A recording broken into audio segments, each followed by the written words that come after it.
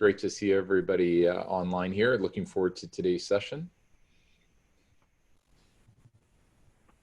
So while everyone is just coming in, I'll just do my small introduction. My name's Louise Walker. I'm the Executive Director here at the Squamish Chamber of Commerce, and we're very excited to welcome you here to our online speaker series. Today we're talking about unlocking sales resilience and growth in uncertain times. And we're here with Spring Activator CEO Keith Ippel, who's going to guide us through our discussion on strategies and tactics for sales and growth and online tools for marketing and sales. Just a little bit of background. This session is founded on the Squamish Business Resilience Program, which was developed in partnership with the District of Squamish and the Discovery Foundation and supported by the Chamber of Commerce, Tourism Squamish and the Downtown Squamish BIA. If you aren't aware of the Squamish Business Resilience Program, it aims to help small businesses and entrepreneurs recover from recent closures and other impacts related to COVID-19. And so it helps us evaluate current business situation, what that new normal is, it creates a plan to survive, and what action you need to take to thrive once again. So during this speaker series, we're going to talk about how a custom discovery is your best path to sales and how you can get there right now.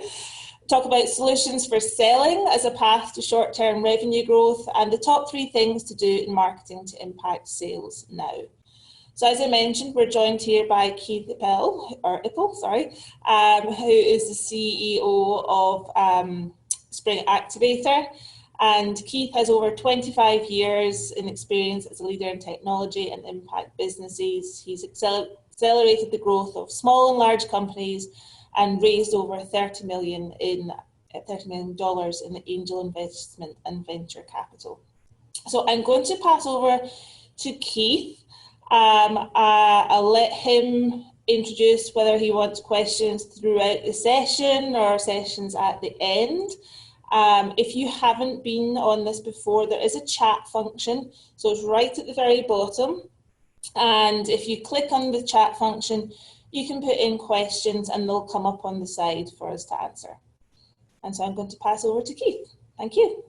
Amazing. Thanks so much, Louise. And we're really excited to be here as Spring to share some of the things that we've learned over the last 6 months, not only in what we do as Spring, but also in working with entrepreneurs across the province and around the world to not only respond to the crisis, but to really position themselves to come out thriving. So we're really excited to have all of you join in. And for those who are online now, fantastic. For those who are watching the recording as well, also great to have you here. In the chat, we've already put a link to the Resilience Program so that you have an opportunity to check it out. And we'll make sure that for those who are watching the recording, that you'll have a link for it as well. So what I'm going to do is I'm actually going to take the time to do a share screen, and I'm going to just dive into a presentation. And over the course of this presentation, I would love to have questions pop up as you have them. So please don't hesitate to put any and all questions that you have into chat. Yeah, would love to have you just, kind of make sure that you get the help that you need. So first, of course, I'd love to thank the Chamber of Commerce for allowing us to be here today and for continuing to support businesses, in the community, continuing to do great work as we're all looking to adapt and thrive as we move through this particular crisis. And like all crises and all recessions, they will come to an end. And so we look forward to that time, and we look forward to coming out of it thriving. So just to tell you a bit about Spring, we love to change the world through innovation. We love to help business owners, entrepreneurs, and communities to, find the agility and the adaptability to thrive in all circumstances. Proud to be a certified B Corp and a member of 1% for the planet. To give you a bit of context for who we are, in BC, we've worked with more than 750 entrepreneurs and 500 businesses We have worked in more than 40 communities around the world, and we've also helped businesses also raise a fair amount of money in the last few years, as is required for their particular context. So we like to keep ourselves busy, and we like to be supportive of everybody in the process. On this call, by the way, I am joined by Trami and Mar, or Marlubi. And just for everybody on the call, Trami and Mar are really the driving force behind the resilience program at Spring. That program currently is in use in more than 20 communities across the province, including Squamish.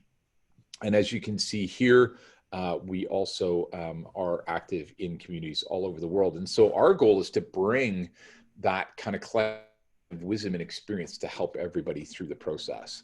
So for today, what I want to do is I want to focus in on three topics. So one is, how do we respond to these kind of emerging and changing customer needs? Because they are constantly changing right now. How can we leverage this topic of solution selling as a way to help us to better understand our current context and then also unlock growth? And then, just kind of a general top three things to do online, specifically related to marketing. And my hope is that we can use these three topics for discussion as well. So I'll just leave that slide up momentarily so that you guys can start to think about some of the questions that may be popping up in your mind. And I would love to answer any and all questions that you have. A bit of extra context, by the way, I am a four-time entrepreneur. Spring is my fourth venture. And this is the third time that I've been leading a business through a recession. And so really bringing a lot of that historical sort of experience to the table as well. So let's start off with the customer. And with the customer, they have a number of needs that are changing rapidly right now. And some are personal and some are work-related. And so what I've done is I've just put a few of the things on that we have seen. So everything from trying to do fitness at home to home delivery of everything, including groceries and meals and other products and services that we need. And then and that obviously links to things like online shopping. We also see things like growing food at home.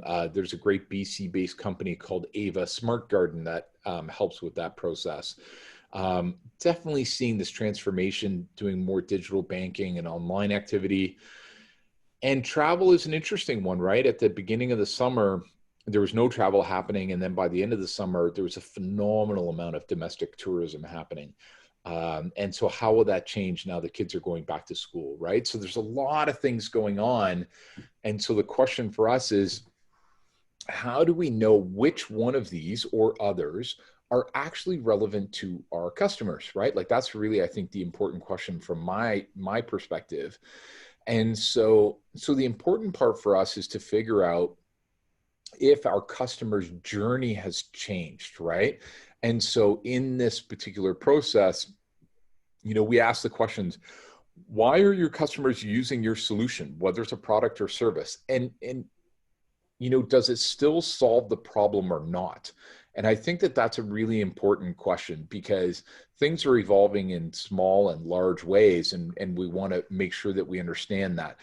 And I would argue that we probably saw the changes that were happening in like April, May, June, but now we're heading into October, November, December. We need to revisit that again. And so we need to look at what's working well and what's not for ourselves and for our customers. And in addition to that, where are there opportunities for us to improve what we offer in the marketplace? So one great way to think about this, and for reference, we do have this template in the resilience program that you can download and you can actually fill out for yourself and kind of interact with it. And so what we're looking at here is we're looking at the activities and decisions, the needs and the issues for our customers pre-COVID, during, and how it's evolving now. And then we can also start to plan a little bit for what happens post-COVID and post-recession. And I would argue myself that right now, the two things we're thinking about are the time period that is now through to the end of Christmas. And then the second one is January to June, because the recession, as our average recessions, 12 to 18 months in length. So we're still going to be in a recession in 2021. The question is to what extent and how do we respond to it? So our goal with those first two rows is to think about these activities and decisions that our customers make. What are their needs and issues? What has changed? And using these circles as a way to highlight how you might identify them. And then what we do is we start to identify the specific opportunities that we want to pursue. And one example that I love to give in this context is Earls. And so many of you on this call will know Earls. And when the lockdown first started and Earls couldn't open their restaurant, they actually went in a few different directions, right? So in listening to the customers still needed to eat. And importantly, it wasn't that they saw Earls as a restaurant, but they saw Earls as a trusted source for good food, right? So there was actually a core issue. And so, but the delivery changed, right? So instead of a restaurant, what they started to do was not only deliver their restaurant menu, but they also started to deliver groceries themselves and providing people with curated or selected grocery options so they could eat great food at home. And so it's a really great example of listening to what the customer was telling them and diving in. Now, I do want to highlight a few things. When we're listening to our customers, there's a couple ways to do this. One, of course, is to listen online, right? To ask questions on platforms like Facebook and Instagram. If you're a business-to-business company, LinkedIn is a fantastic platform to ask questions of your customers. The second one, of course, is to get on the phone. And I'll give you an example for myself personally. When the lockdown first started, I probably spoke to more than 100 customers in 30 days. I just got on the phone nonstop to find out what was changing.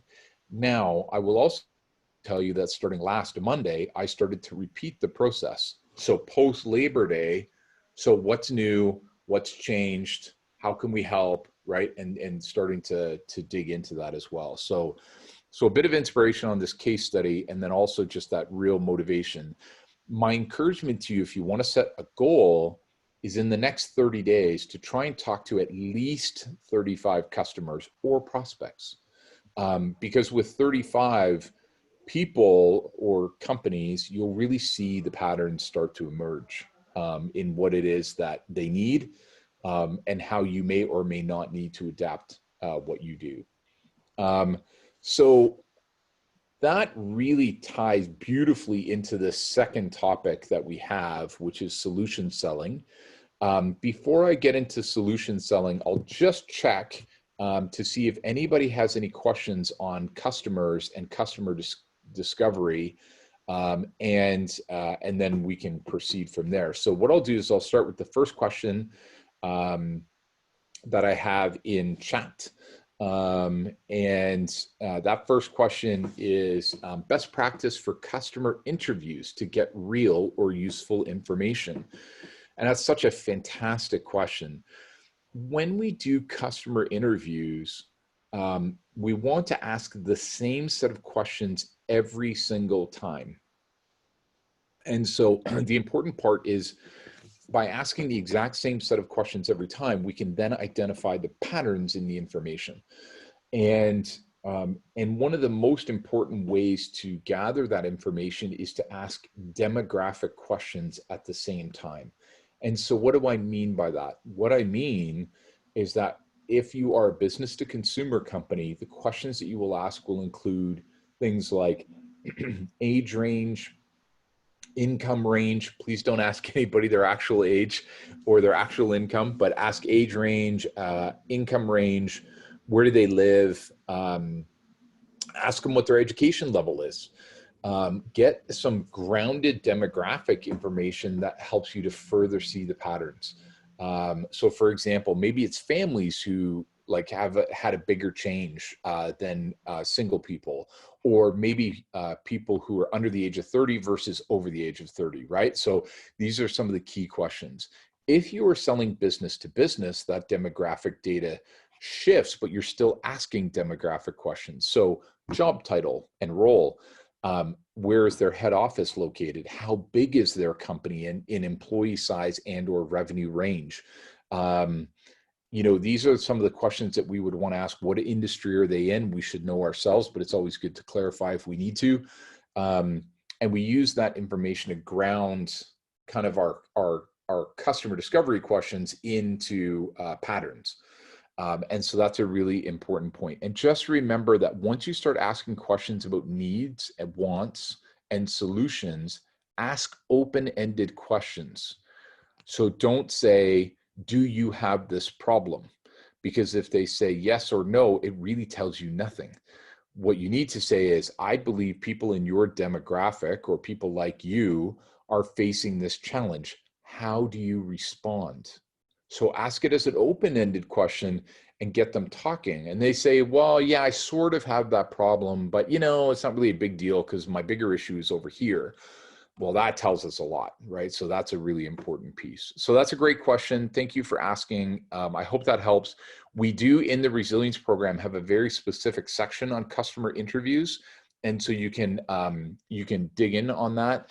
And actually, yeah, Chami just shared a customer interview masterclass. That's a part of the resilience program in chat. So do check that out. Great. So I'm going to continue on into solution selling.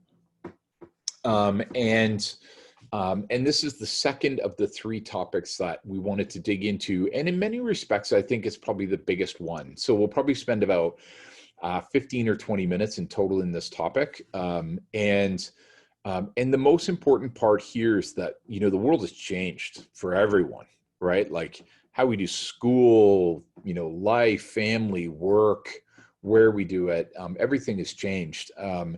And so the important part is that instead of taking a classic model of telling people what we have and offering it up for sale, what we need to do is actually do solution selling. And that is to get our prospects, our sales prospects talking, and just know that we can do this in both business to business and business to consumer scenarios.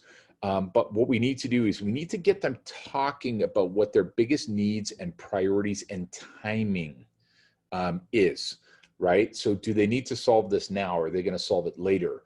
Where does this stack in the list of priorities, but also in ease of solution? How big are their needs and what are those needs?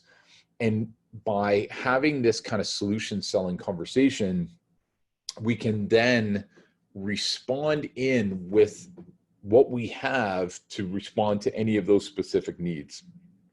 So what we do is we listen first, we tailor the offer to their needs, and the important part is that when we get them to talk first, a couple things happen, right? One is we get to actually talk to them about our product and solution in their words.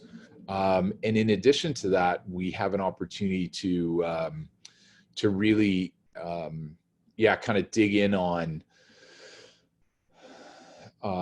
understanding how they see it and how they describe it. And the beautiful part, and I hope you guys see this, is solution selling is the extension of customer interviews, right? So as we're talking to customers, we can find out what their problems are. And then we can actually speak back using their own words with what we have to offer. It's also an opportunity for us to be incredibly authentic, which I think is critical for revenue and sales success today. And sometimes we'll be talking to a customer and they just will not need what we have to offer. It is an opportunity for us to do two things. One is to say, hey, listen, I hear you. I don't have anything for you today. Then the second part is we have an opportunity to then respond to that, which is to say, I don't have anything for you, but I know another company that does. Let me refer you over. Or you can say, I don't have anything for you today, but I could. And here's what I could do. Would that be of help? So now what we can do is we can use this as a way to speak into our own roadmap for what we're going to be offering the marketplace. So the important part is that we do need to create a tracking sheet, right? And there's a few different ways that you can do this, but like at the most simple level, it can be a spreadsheet where you put, an individual's name, maybe their company name. You can put the day that you called them, and then you can start to kind of list the needs and the challenges and the desires across the sheet. Remember, this is also a great place for us to track that demographic data we talked about earlier. We can also track how they react to possible solutions. You remember I was saying, hey, I don't have something for you today, but I could. And so how can we see those patterns in the information? As we get a little bit farther down, especially with newer products and services, it's our opportunity to test reaction to pricing. And I would encourage that when you're bringing a new product to the market, or you are speaking to a new prospective customer, instead of saying the price is X, what I would encourage you to say is, with all of the changes that have been happening, we see that a good price for this product or service can be X. How do you respond to that? How do you feel about that? And this especially works in high dollar value products as well as services. And the reason is because if you just tell someone the price, the answer is either going to be yes or no, but there's no in between. But if you suggest a price and you say, give me some feedback, then people can say, wow, I love what you're doing, but I can't afford it at that level. Or, you know what, actually, as a matter of fact, I can. That sounds like a great deal. Like, you can actually get insight into their reaction on the pricing. And then, of course, things like how you get it to them. Like, are you delivering online? Are you delivering in person? How are you going to do that? And so it's a great way to track it. And I really encourage that you track it. And then my tip to everyone is take Friday afternoons. For me personally, it's like 3:00 on a Friday afternoon, and I actually review the spreadsheet and I say, what have people been telling me? Where are the patterns in the information? And the important part is do it once a week, because if you react after every single call, you're kind of, chasing your own tail, right?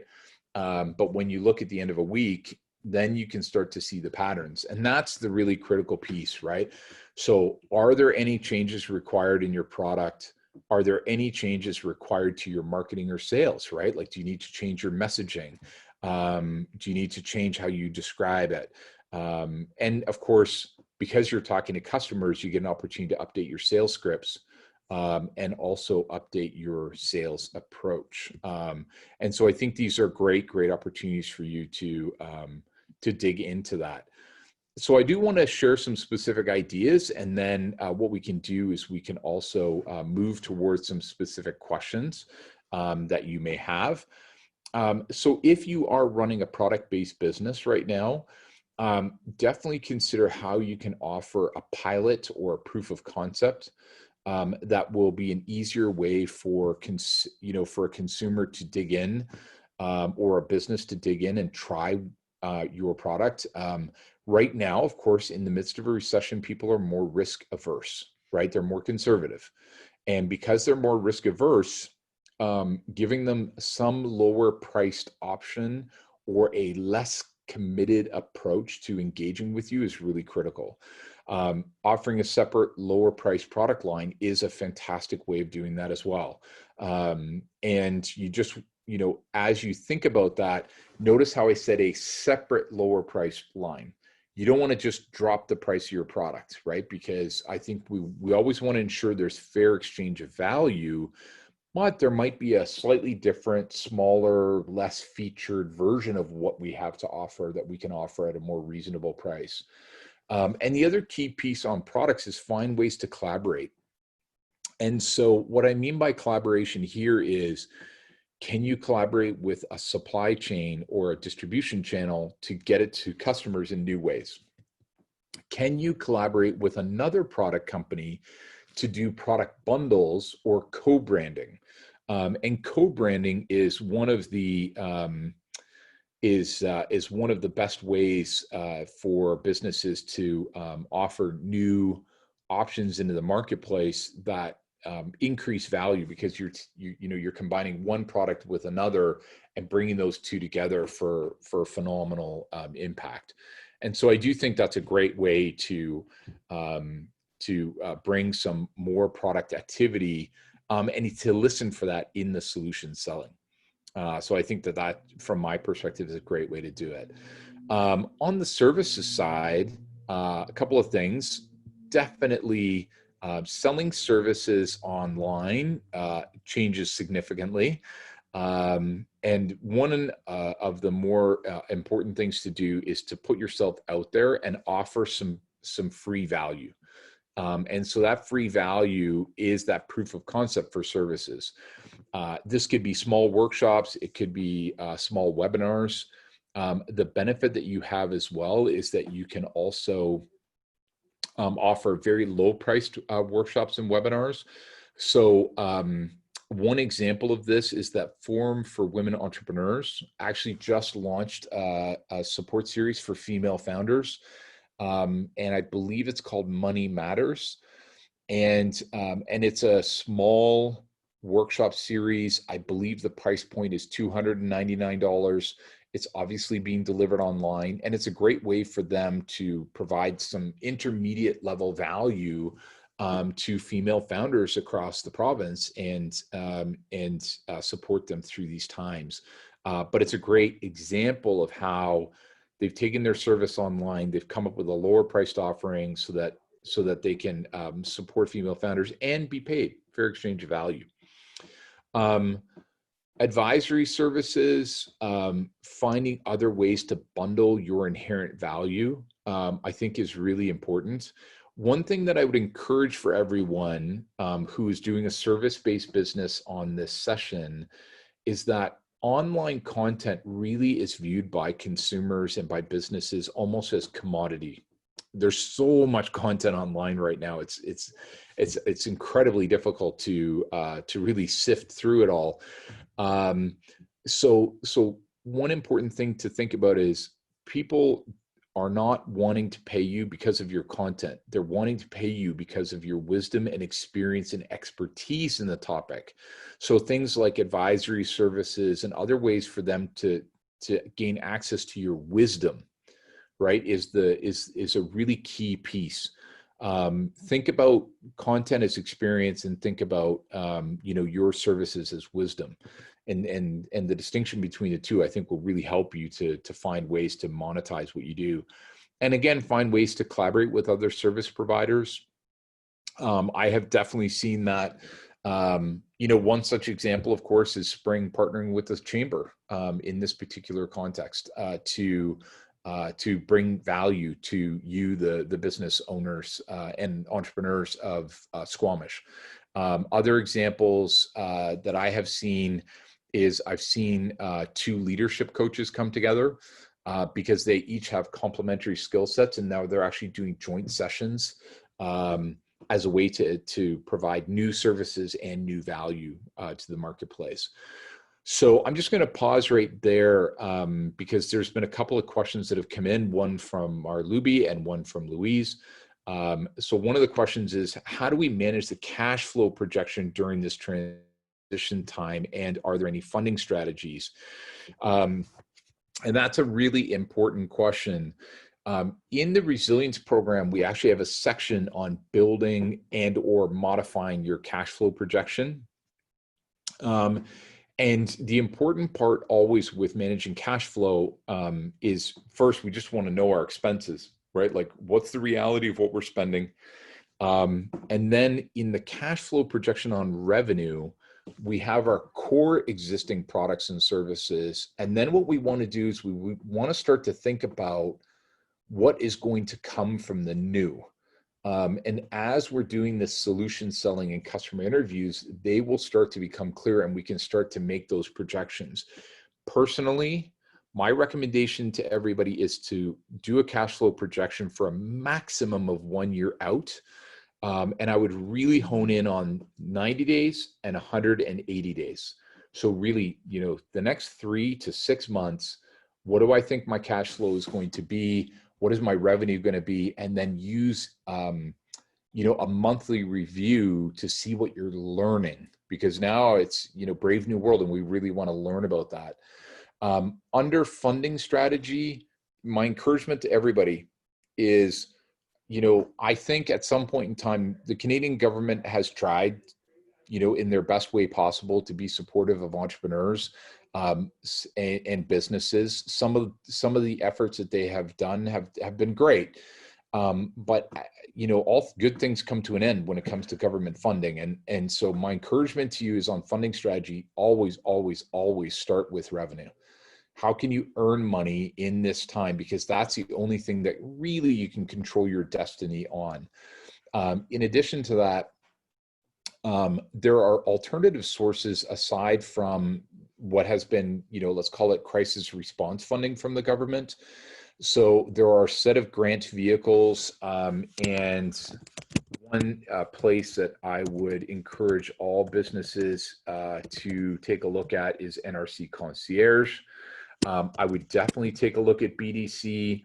If you're under the age of 40, Futurepreneur fits into play. Forum for Women Entrepreneurs, Women's Enterprise Center. Sorry for the acronyms, but we'll make sure that you guys get a full list after this session. Those are all great places to go for grants and loans. If you want to try and self-serve your way to grants, which is free money, of course, there's a website called getgranted.ca. Do check that out and see if there might be a way for that to kind of unlock granting opportunities for you. For consumer-based businesses, especially product-based, tourism, food retail, crowdfunding has been an amazing tool for a lot of businesses. So Kickstarter, Indiegogo, and Wayblaze would be great examples. And then in addition to that, I would definitely think about whether or not that's a fit. I personally believe that crowdfunding is important for business to consumer companies, especially product-based or say tourism-based, to take a look at. I've seen a number of really, really good examples of people digging in on that. So those would definitely be some places that I would look at.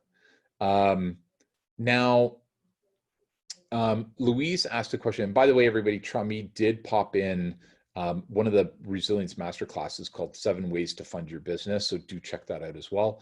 Now, Louise said, we're noticing that some businesses struggle through the summer, but fall, winter is going to be a real test. Activity-based programs. These programs will be needed again when we stop working from home. Any ideas on how we can help them in the short term? So, Louise, fantastic question and critical. So when we, and for everybody on this call, the resilience program is also available on the Sunshine Coast. And Sunshine Coast Credit Union is one of the organizations that is also supporting in this effort. And one of the things that was noticed is that one of the biggest pushes for supportive funding getting into September was from exactly that category, Louise. And so, but there was a great inspiration, which is a music teacher on the Sunshine Coast. And so they teach a variety of instruments, including violin and the recorder, which is the prelude to flute, and a few other instruments. And this challenge of these after school programs and activity-based programs where previously kids would come in and be trained and taught, how do you do that going forward, and how do they find funding? Well, the important part is that families, they need outlets for their kids. Children need outlet for learning, and they need outlets for activity. And so the demand hasn't gone away, but how you deliver it and how you price it, I think, is really important. So what this particular music teacher did is they actually created music kits.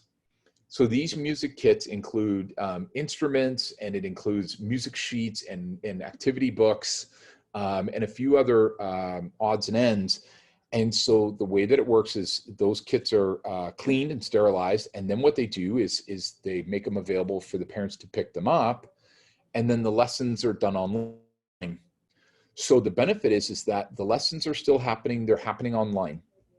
In addition to that, they are providing these kits that then the kids can interact with over the course of the week. So it's a really, really good example of not a new product, but a different way of delivering the product. And financially, it has proven to be valuable. So the important part, I think, is that in supporting these types of activities, first, support them to be trained on the best ways to do online engagement. There are tremendous resources out there to teach people how to do online classes really well, and I think that's really critical. In addition to that, restructuring how they price to online offerings, and then I think getting creative on how they deliver. And the music teacher is such like a good example. Another one that I would provide is a Taekwondo Academy in Vancouver and Richmond. And in that particular case, what they do is they provide hybrid classes. So they're reopened. But of course, in the reopening, in social distance, they can only put a few students into a room. So what they actually are doing is they're running in person plus online at the same time. It gives parents the choice on whether or not they're comfortable to put their kids in the classroom. It also provides choice based on limited availability in person. And the price point is the exact same. So two, I think, really good examples. But the biggest piece of support around that is to help them to get trained up on how to do online delivery. And also then sort of find these adaptations. We have a few pieces as well in the resilience program on that. So those are really, really great questions. And do keep the questions coming, everybody. That's great. So what I'm going to do now is I'm going to segue into our third and final topic, which is the top 3 things to do in marketing. And, I think Trami and Mara would agree with me on this, that one of the biggest, if not the biggest question that has come out of this whole process is how to do online marketing. If you Google search, some people use the fancy term digital transformation, but at the end of the day, what we're talking about is how do we take in an appropriate way our businesses online in this new reality. And marketing is the number one area. And we have seen people who have really drilled deep on topics like digital marketing, SEO, for example. We have a really, really cool interactive Q&A session that's an hour long in the resilience program on SEO, where we brought an expert in just to talk specifically on that topic. One of the best attended sessions we've ever had. And so I want to give you my perspective as a business owner on the top 3 things to do in marketing. And the first thing for me is to stop spending. And there's a couple of reasons why I say that. I think for a lot of us, we don't fully understand how to do online marketing. And we,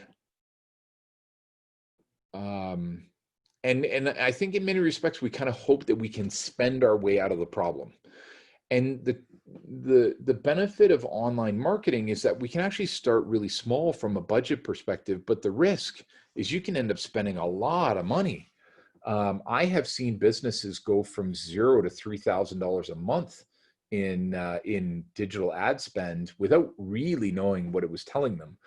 And so my encouragement to you is stop spending. And I don't mean for a long time. It could be for as short as a week. It could be for a maximum of 30 days. But the important part is do the customer discovery. So have those customer discovery interviews and find out what's changed. One example that I will give you is I know an e-commerce company that since COVID, what they actually found out is their customers actually moved away from Instagram and into Facebook to make decisions. So all that money they were spending in Instagram was going nowhere. And then what they did is they moved into Facebook and they actually started to find results. But they needed to talk to the customer to find out where the customer went. right? So I think that's really important to really know what's changed for our customers and to talk to them, because then we know what the new problem is or revised. We know how they view our solution and how they describe it, and we know where they hang out online, right? So those big three things are really, really critical. And so as you're, as you stop spending advertising and other, kind of paid posts and other things online, just leverage the free. Do some social posting, provide some thought leadership, share some gratitude. And the other thing too is seek referrals. So one example that I like to give is my own personal experience. We as Spring, we support businesses. So our primary activity is business to business, which means that my primary activity is on LinkedIn. And what I will tell you is my gratitude posts, which are usually on Saturdays, Saturday mornings, will receive anywhere from 2 to 5 times the number of views, likes, and shares as other posts. And it's an incredible way to build brand. It's an incredible way to get the word out there on what you do. And it's free, and I'll give you guys my cheat sheet. I have a Word document, and I just have days of the week. So Monday, Tuesday, Wednesday, Thursday, Friday, Saturday, Sunday, 7 days. And then I have a theme for each day. And then as I go through the course of the week, as I am inspired to talk about something, or if I see a link that looks interesting, or if I have a customer that does something really cool, I just put it in the document. When I wake up on that day, I already have my inspiration. I can just write my post and get it out. And so that's kind of how I do it. It's just a simple Word document. And then what I do is just one column for day of the week, one column for theme, and then I just start dumping in ideas as they pop into my head or as I see them. Once you go through this, I would say 1 week to 30-day cycle of doing this and kind of understanding your customer better, then you can start spending again. So that's kind of tip number one. The second tip that I have is to integrate this activity with sales. And so, pretty obvious. But I do want to share this, which is marketing gets you the leads, right? And so marketing links obviously to solution selling, which links to customer interviews. And so that's why we care. And the important part is that it's two-way, right? Because once sales happens, then the patterns from those sales can go back into marketing. So who is buying, right? So what is their age range? Where do they live? What are their income levels? What is their marital status? If you're selling B2B, are you selling to solo entrepreneurs? Are you selling to small business, big business? What is their job title, right? So you can start to see the patterns. You can see the patterns in what they're buying, at what price point. And it's a great way for you to adapt accordingly. And the important part here is you need to track this information. So CRM, or customer relationship management software, fancy term, but CRM for short, is a fantastic way to do it. I have made 2 suggestions here. One, HubSpot with their CRM is free. So it's completely free to use as a CRM tool. It allows you to put all of your customers into that contact database. It allows you to track notes. It allows you to track sales information. Super easy. It's 100% free. They have amazing video content as well about how to use it and how to do inbound. And what I mean by inbound is how do you generate inbound leads as opposed to selling outbound. And then the second one that I suggest here is called ActiveCampaign. Now, ActiveCampaign does cost money. The benefit of ActiveCampaign is it has this great way of integrating and making more seamless things like email campaigns, etc. So if you don't know where to start, my recommendation is always start with free. Get a feel for it, get comfortable with using the tool, get comfortable with the power of the data. And then when you really are comfortable there, then you can elevate into higher value paid versions. And just know that with tools like HubSpot and ActiveCampaign, you can extract or download your contact information and put it into a new system. So there's definitely no risk associated with that. So do keep that in mind as you go through. And then my third tip is to build a referral engine. People right now, they're just focusing on what they need. They're not worrying about a lot of fluff, but there's a lot of risk out there in the world right now. There's climate risk, there's health risk, there's political risk. I mean, it's big changing times right now. And so people are looking for grounding. They're looking for constancy. They're looking for something solid. And the best solid is referrals, right? That they get referred to you by someone that they trust, whether it's an organization or a person. And so my encouragement to you is, step one, go through your customer list, identify those people that love you, right?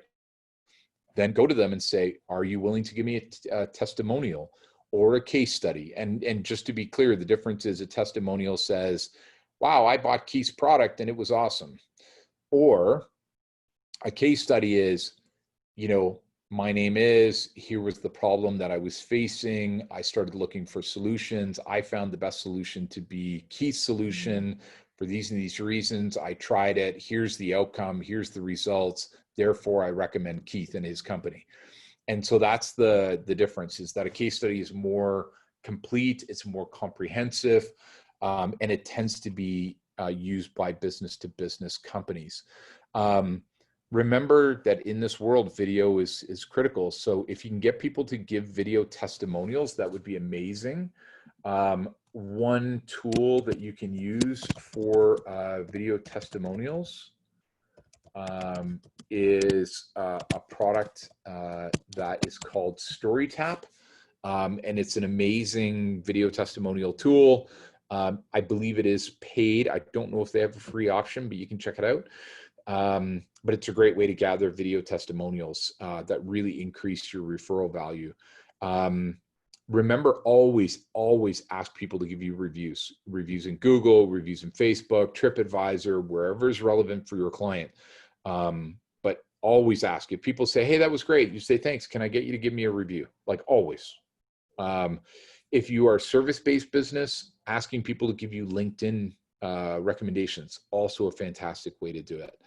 And then with this, you're going to then create a referral program, just a fancy word for the steps you're going to take. The first one, of course, is those things that we will do to encourage people to give us testimonials and case studies. The second one is to offer up thank yous when people do that. And then the third one is to provide incentives. And my encouragement always is that when you start with referrals, don't offer any monetary, don't offer them any cash or anything for a referral. Find out if people really love you. Offer them thank yous. One of the ways that we do it at Spring is that when we get a referral, we'll actually send a handwritten thank you card, which, getting something in the mail is kind of novel, for people. And when they get a handwritten thank you card, it's special. And then we will sometimes send a gift, but no money, right? No incentives, because we want to see if people really care about what we do and if they believe in what we're doing. And so the benefit of this whole referral program, as hopefully you can see, is that it's essentially free, right? We're just asking people to be our ambassadors and to be our influencers. And that is always a fantastic way of getting customers. So remember, always, best customer is an existing customer. Second best customer is a referral, right? And so we're really trying to build that up, and there's no external cost for doing this, which I think is really, really cool. So I just wanted to share those pieces. This is obviously our contact info. I'll just go back one, because we definitely have at least, I think, 10 minutes left for questions. And would love to answer any and all questions that people have. I am willing to cover any ground on entrepreneurship, business, and resilience. So please don't hesitate. First question up, what platforms do you use to create a website? Well, that's a great question. And I think the question there is really about speed and about what you're trying to do with your website. So if you are trying to build or just redo a very basic website, then using a tool like Wix, and Wix is Wix. Another great tool is Squarespace. These are really, really simple tools to get you started. And you don't have to worry about too many fancy things about that. Now, if you're trying to dig deeper on something like e-commerce, right, where Shopify really is kind of the de facto e-commerce platform that you can use, not uncommon for people to elevate into what we call WordPress. And so WordPress is another platform.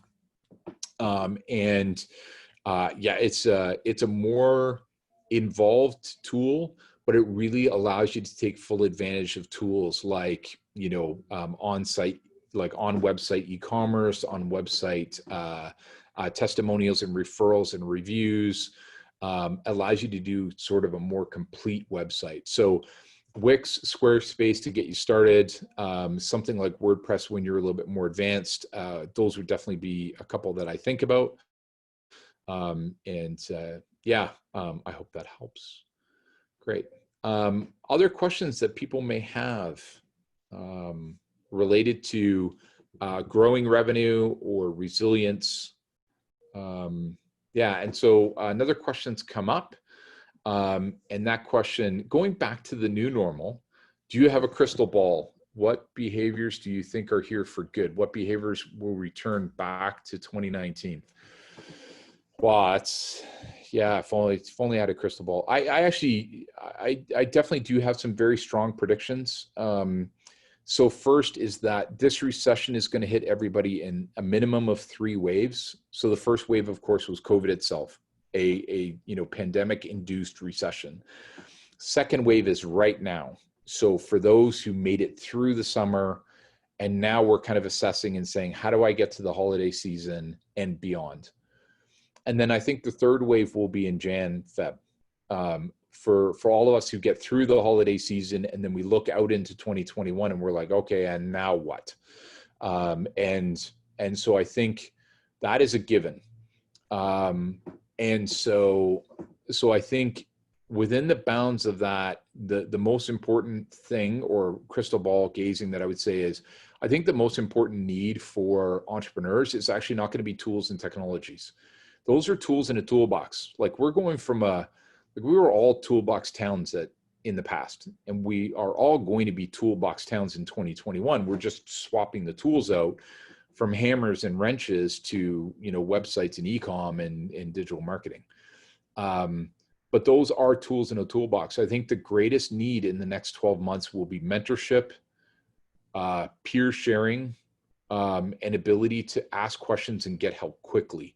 That's going to be the biggest, for sure, the biggest trend.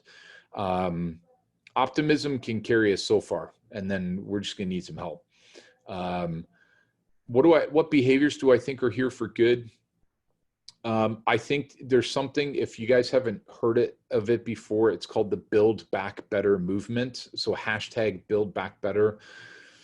There was a recent study just posted, I think yesterday or the day before, that I think it's either 83 or 86% of Canadians want the economy to recover in a different way than it was before. More conscious of people, more conscious of humanity, more conscious of the environment. Now is our time to change the way we do things. And so I think what you're going to find is that people are going to be looking for more sustainable solutions around food, around transportation, around production, around staffing. And so I think you're definitely going to see those changes. We will never go back to traditional banking. Traditional banking, the way that we knew it up until COVID, never going back to that again. That is completely changed. I think fundraising for businesses also dramatically changing. The federal government has given more money in the last 6 months to business than they probably have in the last 40 years combined. the rise of crowdfunding, the rise of equity crowdfunding, the ability for non-accredited investors to invest in early stage businesses, the rise of impact investing and ESG investing, right? Like, I think that world has changed. What behaviors will return? There were some comments early in this pandemic about things like, this is the end of handshakes, or this is the end of hugs. I completely disagree. If you've never heard the term before, there's a term called the Roaring Twenties. The Roaring Twenties refer to the period 1920 to 1929, and the Roaring Twenties was a direct result of the Spanish flu pandemic of 1918 to 1920. And if there's one thing that humanity proved at the end of that, was they wanted to get together, and they wanted to hang out, and they wanted to hug each other and shake hands.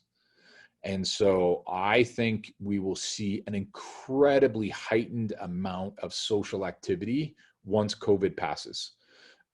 People will want to get together more than ever before. They'll be doing it every night. There'll be a return to family. And I think you'll see a huge boost in travel. It'll just happen in different ways. So that's my crystal ball. If I'm right, everybody has to give me $1 for every right prediction that I gave. And and we'll go from there. So yeah, great questions, for sure.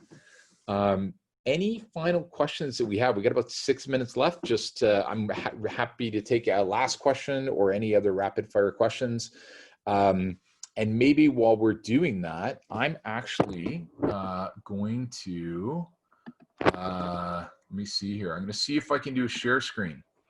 And so I hope you guys can see this. I am attempting to share my program, my resilience program. So I hope you guys can see this. So just confirming, if somebody in chat can let me know if you can see the resilience program on screen, would be amazing. Let me see here. Yes. Okay. Thanks. So for everybody, this is just what the program looks like. And so you can see here, we have the Squamish Resilience Program. There's 2 ways to take this program. One is that you can touch on topics as you need them. So for example, retail strategies. We also have proven strategies to grow sales, what we've been talking about today, how to cut down expenses. That was raised earlier under cash flow, 7 ways to fund your business, digital marketing. So these are all ways that you can kind of pop in and out of the program and just get the help that you need as you need them. In addition to that, we have the Resilience Core program, what we call the Build Back Better program. And that particular program actually allows you to take a step back and a step up, and really, kind of start at the beginning. Like, rebuild your plan from the very beginning, and allow yourself to kind of talk through that. So do check it out. Trami also just put in the link to the program. And I just want to give you a sense, this is what the top-down program looks like. If you wanted to do everything from start to finish, you could literally start at what is the new normal, start at your finances, going to customers, some of the stuff we talked about today, and more, building your new plan, and then walking it right through to running your plan, staying strong, resilient leadership, asking for help. So you can pop in and out, or you can go top to bottom. And then one other thing that I want to share, just while I'm here, is that this program is also supported by this community hub. And so this community hub is a place for entrepreneurs to come together from anywhere across the province, ask questions, raise topics, get the help that you need. You can see we have channels like resilience, asks and offers, job opportunities, tools and resources, etc. We have pinned posts for anything that's important or timely.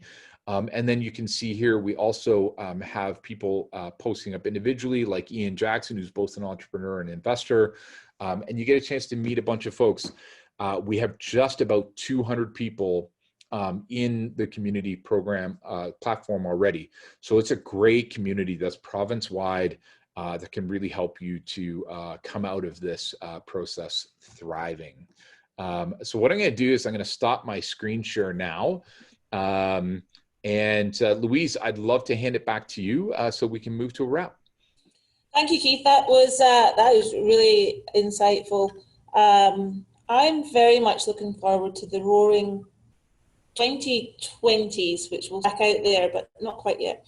Thank you very much. Really insightful. We are doing this, and so we'll put it on our YouTube channel so that anyone can access it afterwards, because there's some really, really great stuff in there. And yeah, that program. Can you remind me again how or where you sign up for it? Oh, you're muted. Thanks. Yeah, so I'll get Trami to post the link one last time in chat. But within the program, we have learn.spring.is, and then you can find the Squamish Resilience Program there. Once you register for that program, you'll be invited into the community hub, which I showed, and you'll also gain access to all of the bi-weekly support calls that we run for entrepreneurs across the province as well. So thanks for asking. Great, that's perfect. So thank you everyone for signing in. Yeah, let's work together. Let's get through this and stay safe so that we can get back to normal, the new normal, the new normal, more normal. So thank you to Keith and the team and to all of you. I'm going to sign off now and hope everyone has a great day. Awesome. Thanks, Louise. Thanks, Jennifer. Thanks to the Chamber of Commerce for having us here. We really appreciate it. Thank you.